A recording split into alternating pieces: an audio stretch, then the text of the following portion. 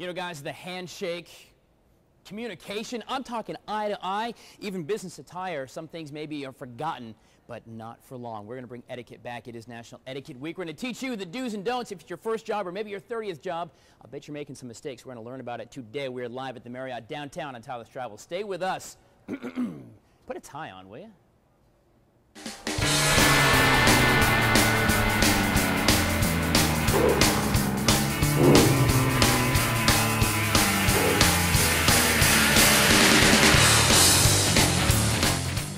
You know, guys, the old sayings are time-honored, but yet very, very true. You never have a second chance to make a first impression.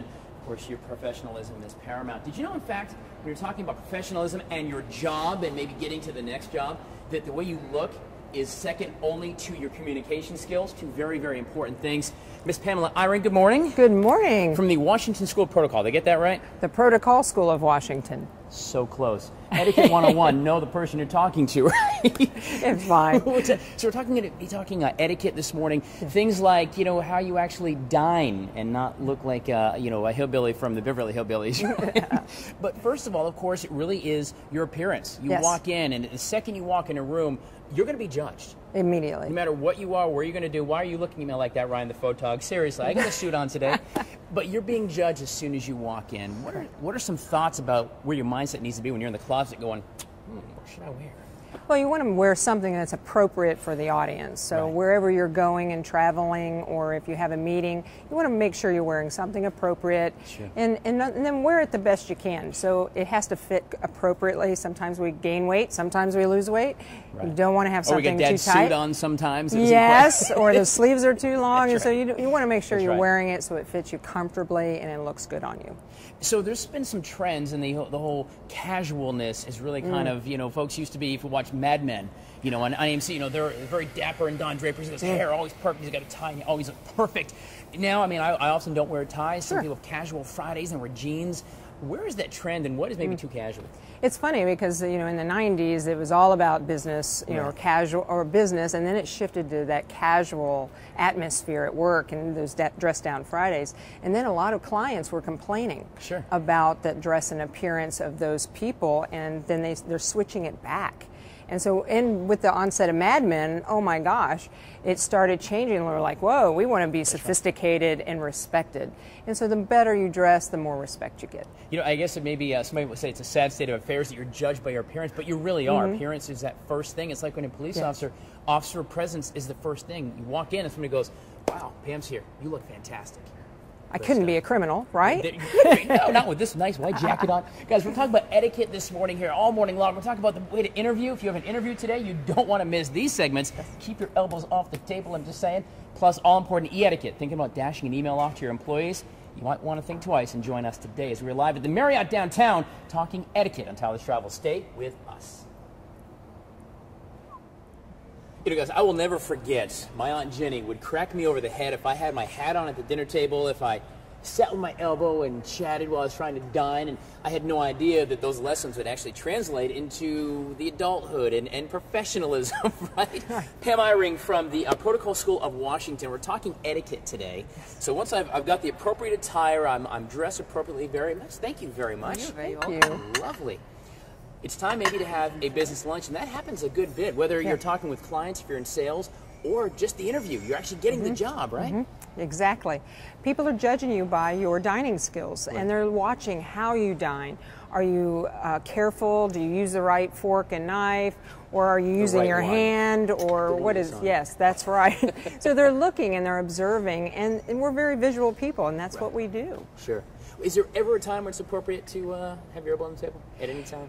You know, if all the food is taken away and it's down to business, sure, you can sometimes come up like this, you know, show some body language, that's lean part of the forward. nonverbal communication, right? Yes, but make sure all the food, because you don't want to get any of this on a great white jacket, of course. Sure, which is a fantastic jacket. Always compliment your dining partner. Thank you. When you sit down, when does the napkin go in your lap?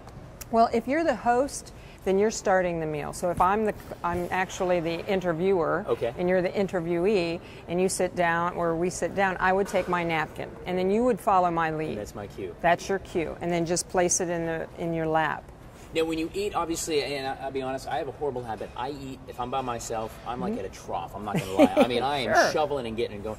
When I have a business lunch, I try to pace myself to my companion. Perfect. Does that make sense? It's awesome. That's the right thing to do, Tyler, is, watch your host, follow their lead, because you don't want to eat too fast, even though you're starving.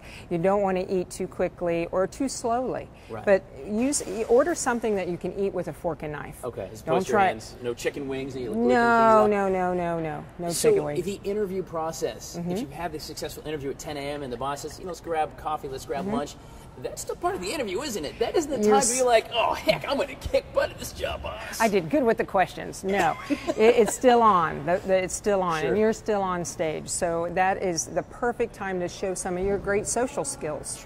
And making small talk, not with your mouth full, of course, but having conversation so that they can get to know you personally.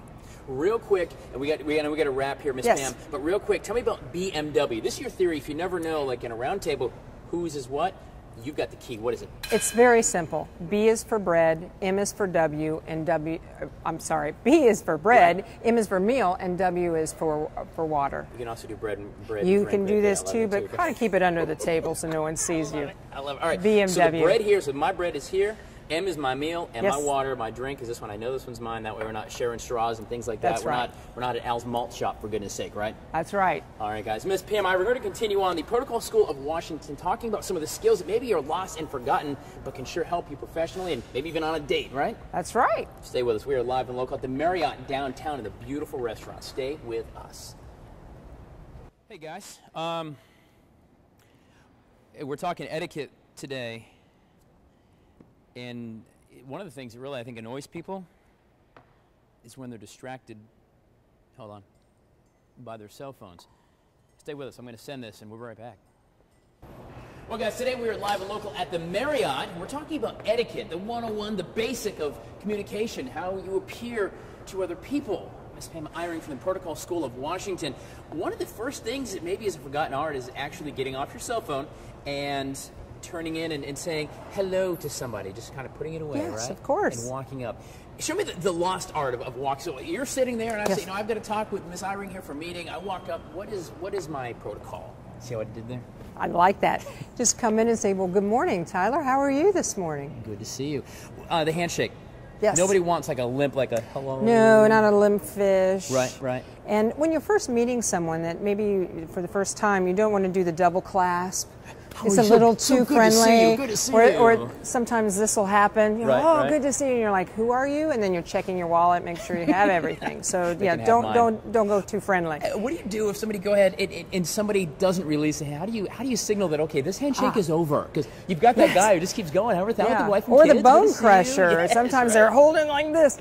Right. All you have to do is release the tension in your hand. If you release the tension in your hand, it's a nonverbal signal. It should be a signal that, this moment is done. past. Yes. All right, Let me go. Well, please join me at the table, Miss Pam. Thank you. Fantastic stuff.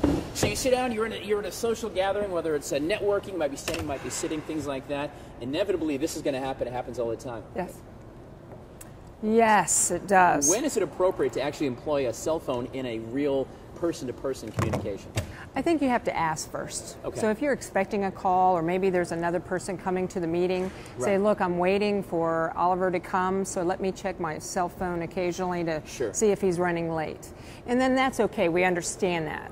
And we talked actually off the air, and this is a very common thing, is we sit on table, and they're there the whole time. Even if we're not checking them, they're there. It's almost a constant distraction, because I don't care what you do, you're kind of darting your eyes down to see that flash, right? Right. When it lights up, what do? You immediately look, and then it's so difficult not to touch your phone and read what the text message is saying. You know, it's like Christmas. It's like Christmas morning before Mom and Dad wake up, and you're like, I want to go down to see what's in that present, and you can't. You got to sit there and stare at it. You're right. And it's distracting. Right, and as well as if it vibrates, it makes a noise, and if it's on a hardwood table like this, it'll make noise, and it's still a distraction. And it's a distraction for your guests, because then they're knowing that you're thinking about this, and I think it breaks down the whole communication piece. Right.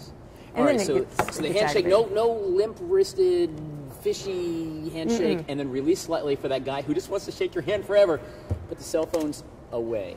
Yes. The 101 of communication here. Exactly. We're talking about protocol, the Protocol School of Washington. Pam, you're based actually here in Columbia, even though it says Washington. That's right. Here. Right. Great etiquette tips and ideas for professionalism. We're going to continue on. We've got some more for you coming up, including some social media and email tips you might want to think about before you go to work today. Stay with us. We're live and local at the Marriott downtown. Yes, guys, the after-hours cocktail party. What a great time, right? You can unwind after a hard day at work.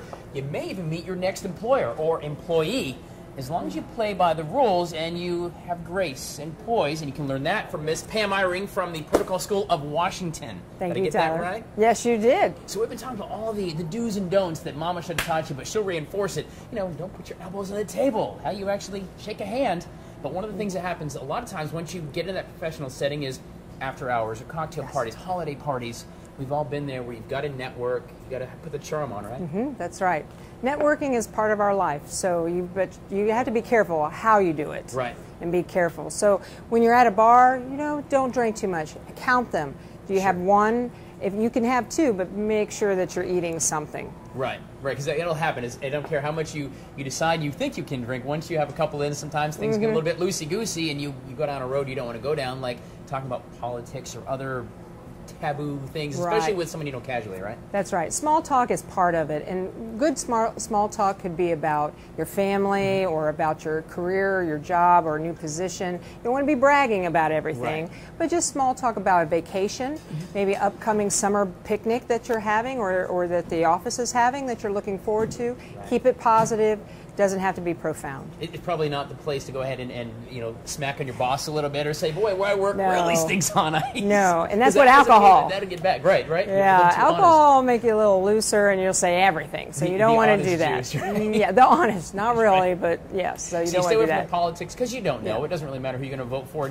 And that's something probably very key because it seems like Columbia in the last couple of weeks has been a hotbed for politics. There's a lot to talk about. But that could potentially offend a boss or an employee and it might ruin an opportunity. And people are very passionate about it. And if you bring up about Chris Christie or Hillary Clinton, they could be like, oh, he's this or she's this, and you don't want that type of environment for a network. Let me ask you this, and what if somebody hasn't watched the show and doesn't know you and says, I'm going to vote for Chris Christie? How do you disengage from that conversation without looking like, have a good day, sir?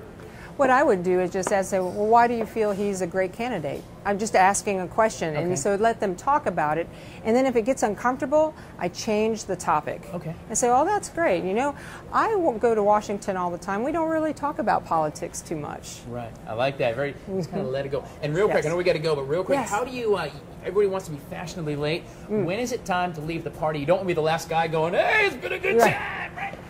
When's the time to go? If it's an open house or it's just a party where there's a time limitation, leave before the time is ended. So, not too late.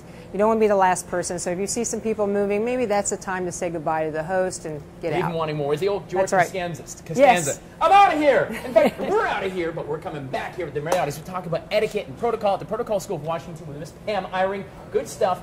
And we got a lot more coming up in the next hour. Do not move.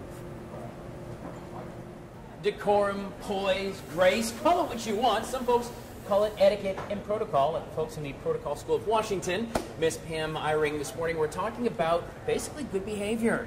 Yes. The way to appear like a professional, have class if you're sitting at a table with, if you're on a date, if you're in front of a boss, great stuff. But it actually, in etiquette, I believe, goes beyond just the handshake and the eye contact because this little puppy has become the middle of the world for a lot of different people. Yes.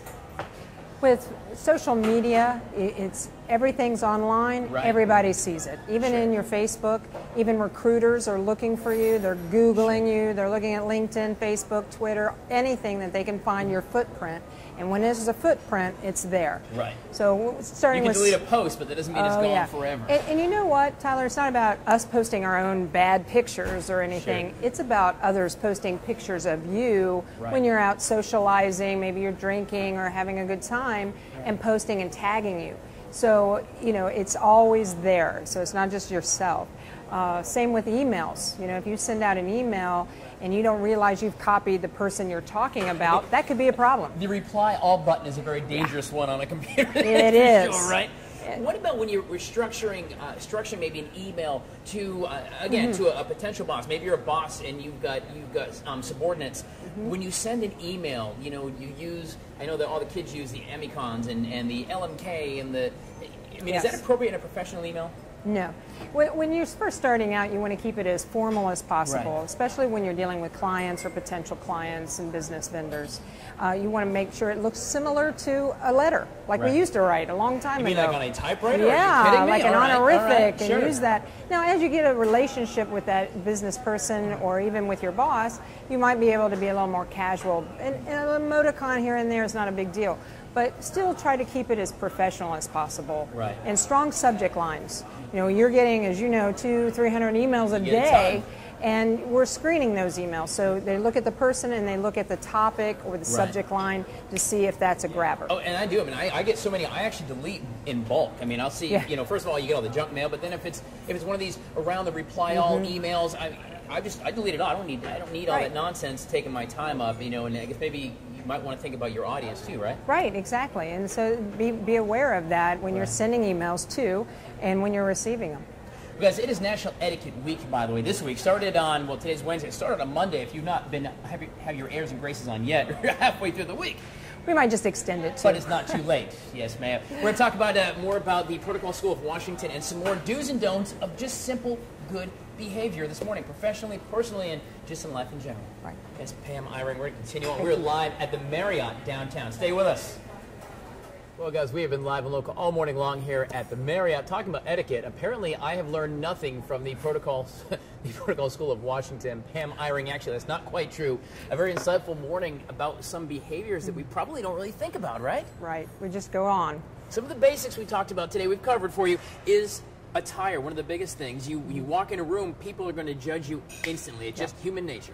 We're very visual people, Tyler, and 55% of that first impression is how we look. Sure. In our suiting, our clothing, our attire, all of that It should matters. fit right, dress for the occasion, Yes. maybe a step above the occasion. Always dress a step above. It doesn't hurt anything. Right. Being under it will make you feel uncomfortable. Indeed it will. You always wear a suit if you don't need it, but if you're supposed to be one, you wear jeans, you do feel kind of awkward for sure. Right. When you're talking having dinner, whether it's an interview. The interview, by the way, if you're a potential boss invites you to lunch, as part of the interview. That's a little tip for you, right? That's right. It's not the time to kick still back on and be like, stage. so anyway, how do you think I did, boss? What do you say? Still on stage. Elbows off the table, chew with your mouth closed. I know that it almost sounds basic and like, duh, but a lot of times it's not because they see it every day, right? Right, and you don't want to steal your potential boss's role. Right. That's not fun for them. So remember BMW, bread, meal, and water. BMW, talk about from left to right. Yep. Bread, meal, water. Exactly. I love that. That is a Pam original. Copyright. Your cell phones, unless you're going to be on them, get them out of here. Make them go away. They don't need to be on the table. It's a distraction. Right. It is great stuff. Because you'll look at it and it'll also distract your guests. Sure. And also, you must feel like if you're talking, something you're telling me is important. If I'm like, Yeah. it kind of, not only do you look foolish, but also it can make your guests feel very uncomfortable as well. Right. We think you're rude, and you don't want to be thought of as rude. Not any more than usual, just saying. But, so the Protocol School of Washington, you're here in Columbia, though, although you go to D.C. a lot. Do you do seminars, classes, if a company wants you to come out and teach you some of the basics of business or even personal protocol? Absolutely. We've been doing business here in Columbia for 8 years now. Fantastic. And we love it. And what we do is we commute. We go anywhere the client is. And we do on-site. We can do a one-day, half-day training or multiple days. Right. Just depends. And in all levels of professionalism. So you could have me in maybe a few days have me class you like Don Draper.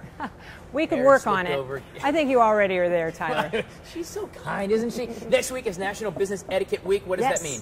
Well, that's when we celebrate Business Etiquette Week. We put everyone's attention to it and say, hey, think about this. Be self-aware. Try to make people feel good about themselves and others. And be nice. It's not that bad and professional. Being nice isn't that bad. After all, that's what I always shoot for. How's the pizza? Not that bad. It's good stuff. Miss Pam Eyring. Thank you, the Protocol Tyler. School of Washington. Say handshake, some Excellent. eye contact, and we break the handshake. Absolutely. See, you can teach an old dog new tricks for sure. Thank you very much. Now we're going to put links for you at watch.com. It's psow.edu. That's right. psow.edu. That's right. It's Pam Eyring. There it is, guys. Thank you very much. Thank you to Thank the you, Marriott Tyler. for taking care of us and hosting our event today. It's fantastic stuff. Guys, good day. Columbia stays live and local till 9 o'clock. This is good water.